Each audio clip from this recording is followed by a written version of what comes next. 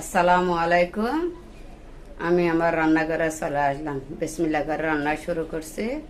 আমি রান্না করছি এই পাট শাক।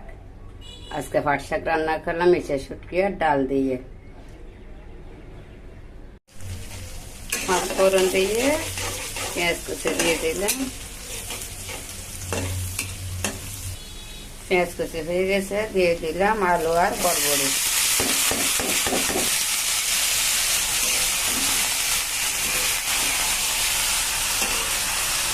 দিলাম কাঁচামরিচ কুচি, হলুদের গুঁড়া, ধনিয়ার গুঁড়া, লবণ, সব কিছু দিয়ে নাড়া দিচ্ছি। মাশাআল্লাহ সুন্দর আলু আর বরবটি দিয়ে ভাজি করে ফেললাম। অনেক মজা হবে মনে হচ্ছে। আসসালামু আলাইকুম।